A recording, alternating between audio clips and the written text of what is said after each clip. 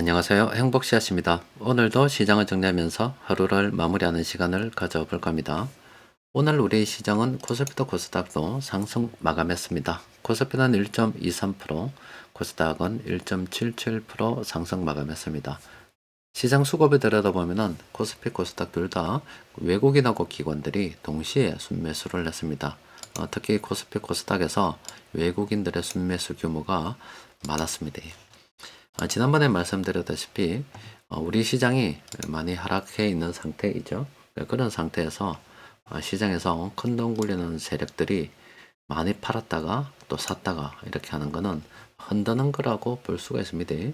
13일 날 한 8,700억 외국인들이 순매도했고 그 다음 날 2조 한 3천억 정도 순매도를 했습니다.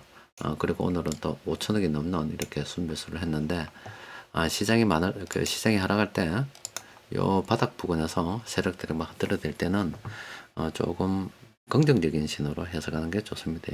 그래서 고를 때일수록 막 흔드는 그 과정에 세력들이 물량을 모아가는 그런 종목들이 있어요. 그런 것들 우리가 계속 관심을 가져볼 필요가 있습니다.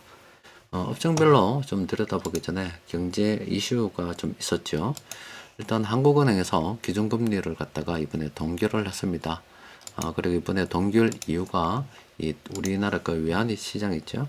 지금 환율이 굉장히 높습니다. 이 수준인데 IMF 때 그리고 요거는 2008년도 미국발 금융위기 때 또 요거는 코로나 때 이후로 지금 가장 높은 상태를 이렇게 기록하고 있습니다.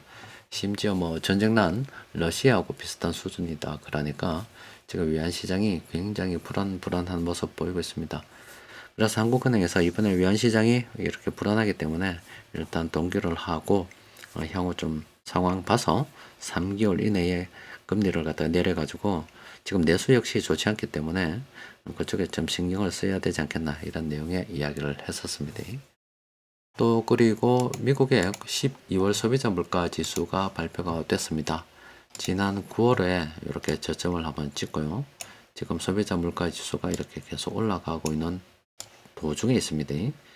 그리고 다음 주가 되면은 트럼프 대통령 이제 정부가 출범을 합니다.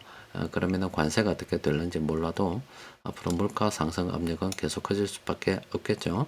근데 이번에 물가가 이제 발표가 됐는데 시장에서 예상했던 거하고 비슷하더라 이 말입니다. 그래서 어제 미국 시장 상승 마감했고 오늘 우리 시장도 이렇게 좋은 흐름 보였다 볼 수 있습니다. 외국인들이 가장 많이 매집한 업종은 이 전기전자 업종입니다. 그 외 나머지 업종들도 이렇게 순매수를 좀 했습니다. 그리고 연기금 쪽에서는 뭐 일부 업종 이런 식으로 해서 외국인들하고 비슷하게 저가 매수 들어오고 있고 기타계에서도 계속 저가 매수 들어오고 있습니다. 그리고 금융투자 투신 보면은 좀 개별 종목에 집중하고 있는 모습 보이고 있는데 세력들이 공통으로 매집한 종목들 보니까 오늘 14개가 있어요. 이런 종목들 우리가 골라서 이 중에서 괜찮은 거 접근을 해 봐야 되는 겁니다. 몇 종목 좀 들여다 보도록 합시다. 일단은 뭐 대동 같은 경우는 두 번 나와서 이제 게임이 끝난 겁니다. 이거는 이제 우리가 쳐다보면 안 되는 겁니다. 오늘 세력들이 매수했든지 말든지 가네요. 삼성 SDI 같은 경우는 지금 뭐 추세가 하락입니다. 이거는 기다려야 됩니다. 세력들이 들어와서 이 흘러내리던 이 주가 이렇게 돌려 세워야 됩니다. 그래야 우리가 한번 생각을 해볼 수가 있지. 우리가 한번 산다고 해서 뭐이 종목 바닥이 만들어지는 건 아닙니다. 주가 바닥을 만드는 거는 수급적으로 볼 때 시장에서 돈 굴리는 세력들, 뭐 우리 시장에서는 외국인이 뭐 대부분이다라고 볼 수가 있습니다. 외국인들이 들어올 때까지 이건 좀 더 기다리는 게 좋겠습니다. 아모레퍼시픽 같은 경우는 최근에 세력들이 들어왔어요. 이때 한번 해먹었고, 근데 이게 생각만큼 잘 안 됐던 거죠. 그랬는데 이번에 다시 세력들이 들어오고 있습니다. 아직은 좀 더 기다려 봐야 된다. 돈을 이 정도 꼽든가, 적어도 뭐 이 정도 꼽든가, 어느 정도 좀 이상 과거와 비교를 했을 때 좀 꼽아줘야 이제 세력들이 본격적으로 들어온다. 우리가 그렇게 판단을 할 수가 있기 때문에 이거는 조금 기다리는 게 좋겠습니다. 뭐 곧 세력들이 뭐 조금만 더 매수하면은 브레이크 걸리지 않을까 싶어요. 아시아나항공 같은 경우도 세력들이 들어오고 있습니다. 그런데 아직은 뭐 그렇게 적극적으로 들어오는 건 아닙니다. 분위기도 좋고요. 이것도 브레이크가 걸리고 나면은 그때부터 우리가 관심 종목으로 등록해서 이런 것들을 우리가 관리를 해야 되겠지요. 한화 솔루션 같은 경우는 세력들이 들어와서 이렇게 돌렸습니다. 이제 수세를 이렇게 돌렸기 때문에 요거는 관심 종목으로 이제 등록을 해 놓고요. 조금 기다려 봐야 되겠죠. 총을 한번 쏴 봐야 되겠죠.